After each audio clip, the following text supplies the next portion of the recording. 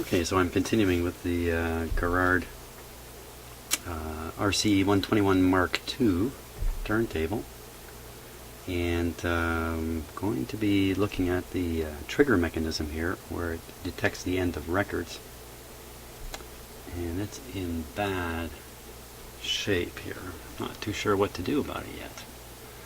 Let's take a good close look at it here.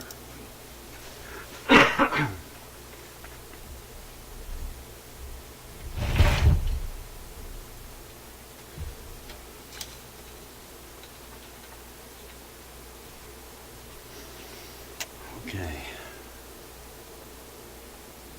It's not in very good shape, that's for sure. In terms of dirt, what I'm wondering is, do I try to clean this up here in place? Kind of awkward working through this hole. Or do I try to remove it? I see there's clips on this thing here.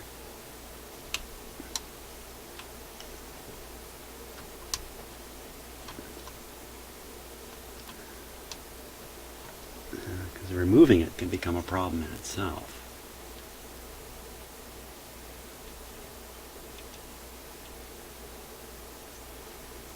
Probably the right answer is try and fix it in place. That's excuse me, probably the what harm can come.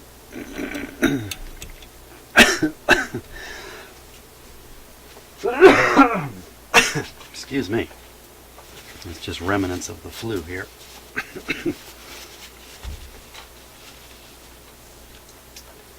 We're going to start by just kind of hosing it with a bit of alcohol.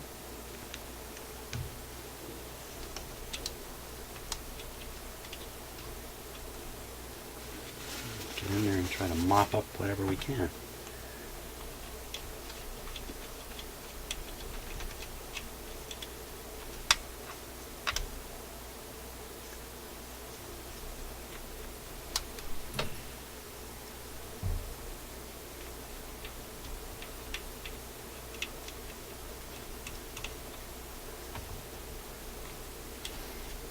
I don't really like to rush in and start taking stuff apart.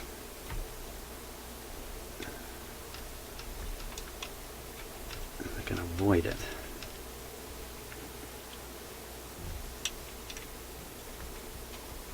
I don't think these parts are supposed to be, wow. Lots of dirt and grime on this. A little odd because this is really quite protected under the platter.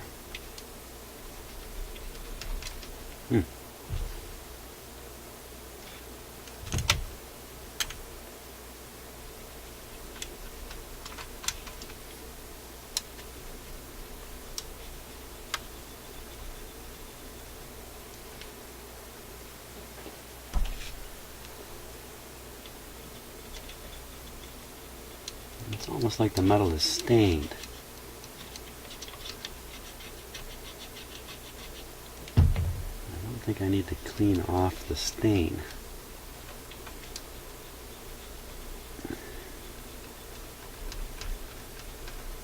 Can you stain metal? Not really. Very thin corrosion film on it. In fact, just about every piece of metal you see has a thin corrosion film on it. In some cases, that's a really important characteristic of the metal. For instance, stainless steel. You look at a nice shiny, or chrome. Chrome's even a better example. You look at chrome and you'd say, well, there's no rust on that. And there isn't rust in the common sense of that word. Like we're used to seeing steel rust. Well, what there is on the chrome is a very thin, few atoms thick coating that develops, an oxide of some sort, probably an oxide. And once that film forms, it protects the metal. Aluminum is a really great example of that. You take aluminum and brush it, and you'll scrape off that film, and you'll see very shiny, the typical shiny metal look. The shininess is actually due to the electrons. But it doesn't take long for aluminum oxide to form a very thin layer of it. The electrons can no longer, I don't know what the word is, be seen, maybe is the word. They'll be underneath the film. The metal will lose its metallic sheen, but it won't rust any further. One of the reasons for this is because the corrosion coating is dimensionally similar, I don't know how to put it, to the metal underneath. The best way to think about that is an example where that doesn't happen, and that's steel, the greatest material known. Unfortunately, on this planet, steel doesn't do so well because iron oxide, instead of forming a thin film that matches the dimensions of the metal underneath, it forms a film that I think is 8 times bigger, and because of that it actually self-destructs. It never ever locks up and seals the metal. And you know what steel does, we've all seen what it does. It corrodes quite freely, and the corrosion products, the layer on the top just gets thicker and thicker and thicker, and the metal gets thinner and thinner underneath.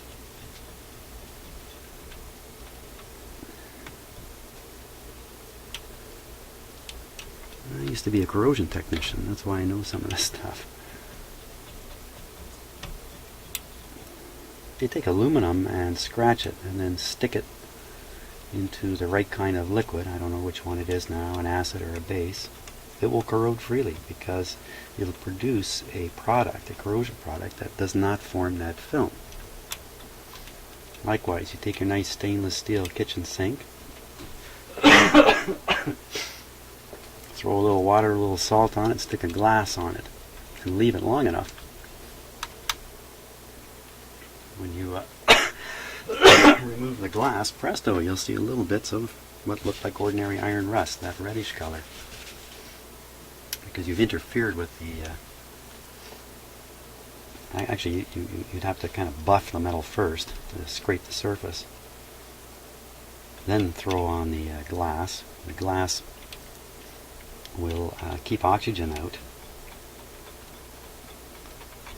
You've probably seen this in your kitchen sink occasionally.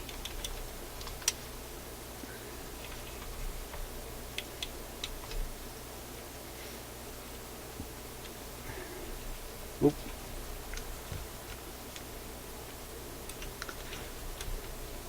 I really can't get...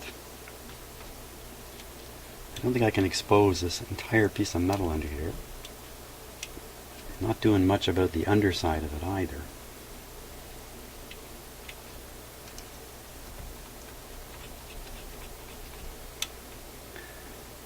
You really can't have any stickiness in here. Let me feel it now.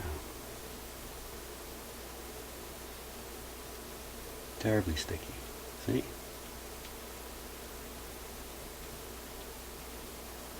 have the feeling this is not going to work like this. We're going to have to take this piece out of here. Okay, so what's going on with this? I think I read something about this clip in the manual. I think I read that to make adjustments here, you can remove this spring. This is actually a leaf spring. Remove this, bend it, and stick it back on. Either increase or decrease its tension. So this is one of the trickiest parts of it, of these automatic turntables. So I don't think I'm going to succeed. So now, can I just lift that out of there? That's a good question. That's a good question.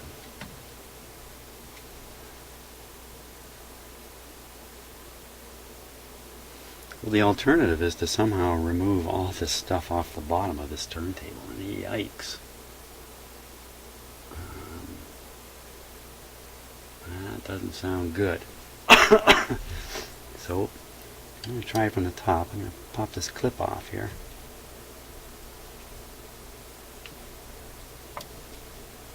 Okay.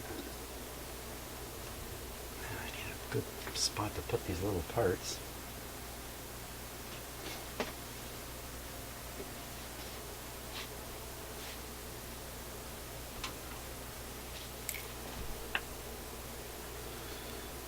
First that one. Now, yikes.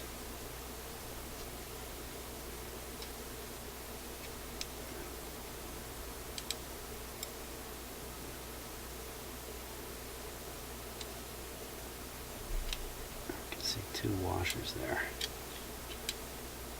This is a precision piece here. This can't put it back together wrong or anything. Yikes. Oh. Yeah, I did lose it in there, didn't I? A little washer. That's the non-magnetic part of it too. Well, that's good. Hold on, I'm just dumping all the parts on my bench here. Thought that'd be a good idea.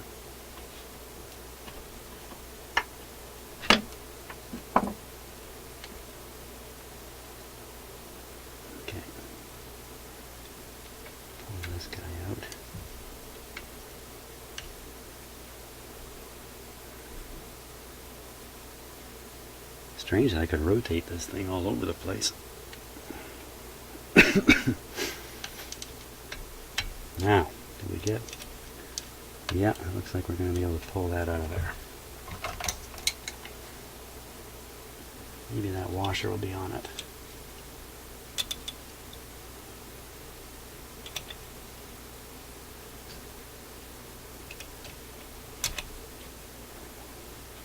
Come on, there.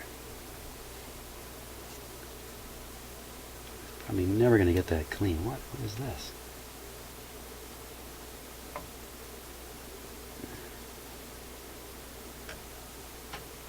Pretty solid. I don't think it was ever rubber.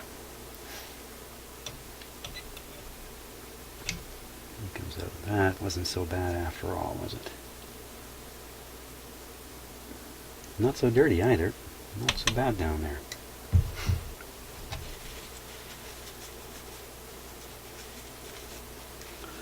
I'll certainly be able to clean those parts up much, much better. Now, where did that washer go? After explaining I can't afford to. It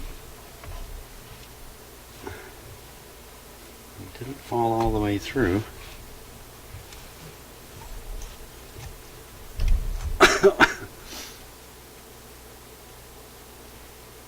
That did I see there? Did I see something back there?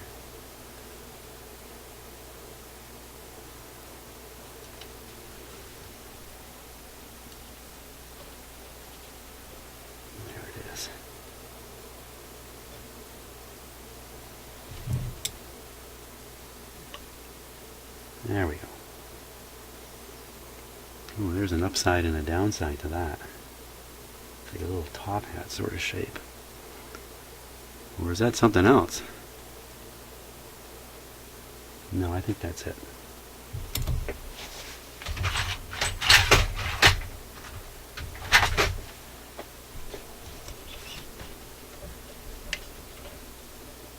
No, this isn't very bad.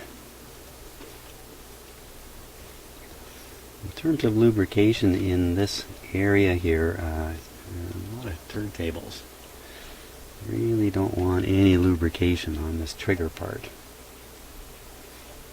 The way it works, you know, which is a little hard to understand just looking at nothing here, is as the tone arm comes across, it pushes on it right here. See? That's moving because I'm moving the tone arm. And it's a little hard to see, but there's some cogs down here. or a gear, or whatever you want to call it. I should be able to turn this into yeah, let's not do that.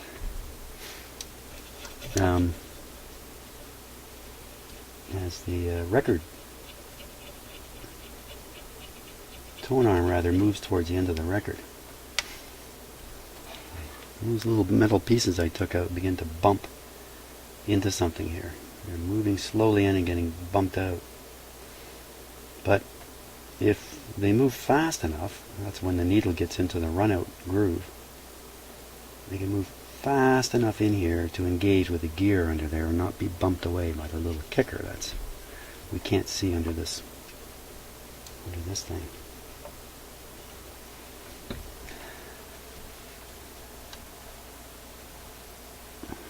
Well, I think that's pretty good, actually.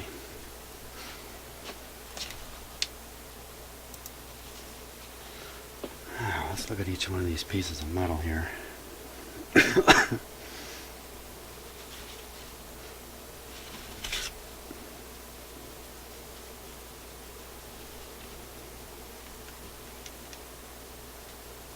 Try and get this stuff off of here if I can.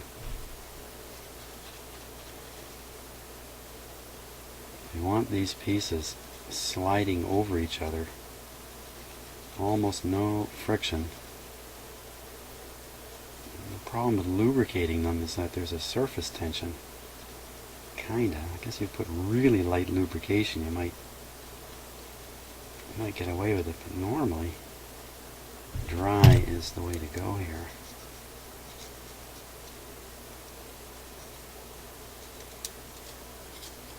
If you lubricate it, you might get a good operation for a while.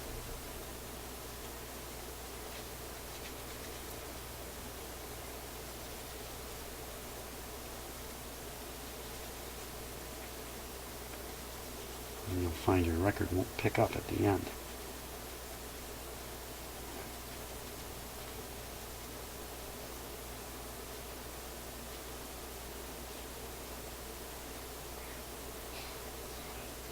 Feeling for any burrs or any lack of smoothness in there. Feels pretty good.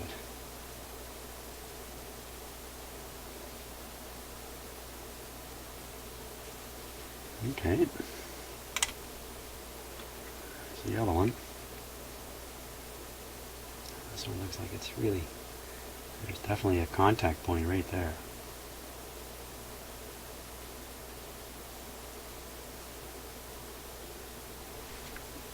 I'll show you that a little bit closer.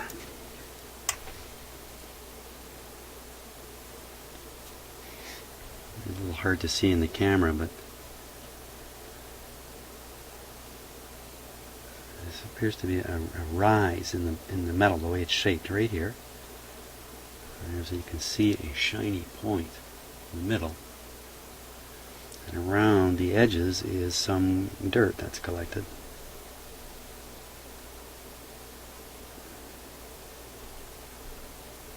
Get rid of that. That's exactly the kind of thing that's going to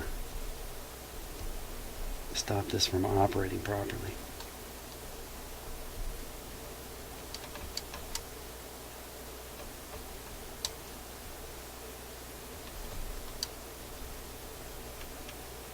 What's interesting is that this is kind of a goldy colored piece of metal, but the part there that's been, it's like a mirror surface too. It's got the usual metal look to it, that kind of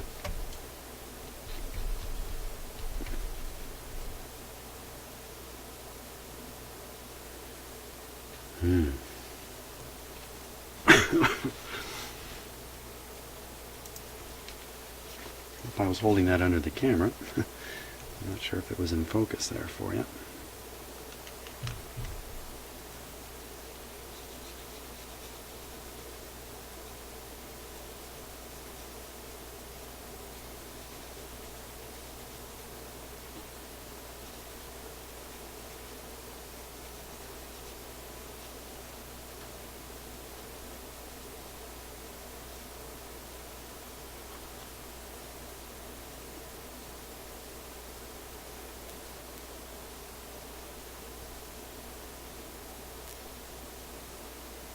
been quite a little process to manufacture this tiny little piece here.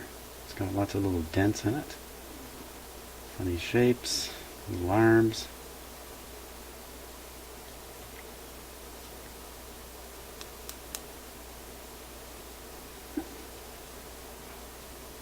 Just to think somebody had to imagine this.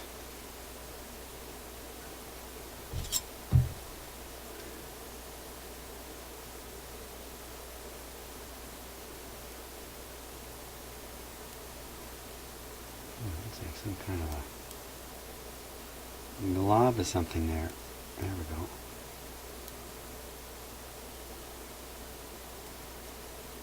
It's not quite the same as the other stuff. I don't know what that was.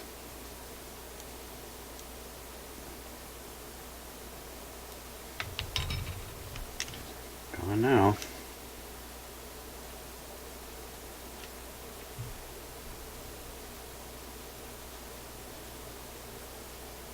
Wouldn't want to braid this or sand it or anything like that. It's going to take the smoothness away from the surface.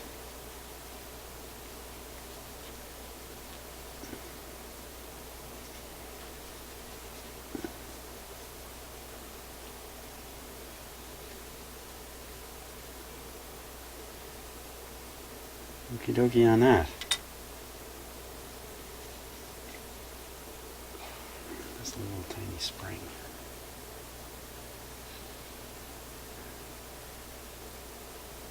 Well, you know, it's just a spring applying a very small amount of pressure. It doesn't particularly need to be cleaned or anything, I don't think. And the more I fiddle with it, the more chance there is I'm going to muck it up. So. And this clip is probably made of spring steel or something like that. It actually looks a little bit rusted.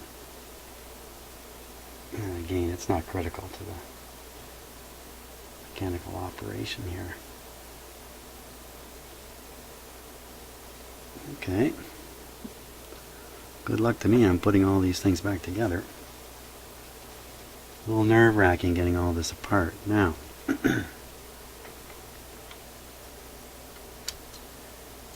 know, this feels pretty good. This lever here, which is pushed by the tone arm.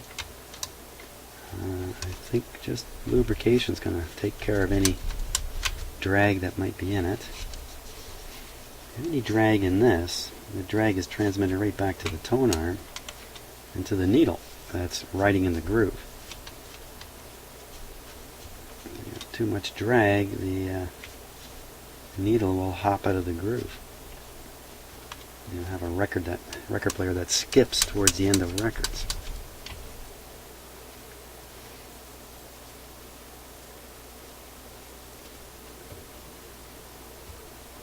Okay.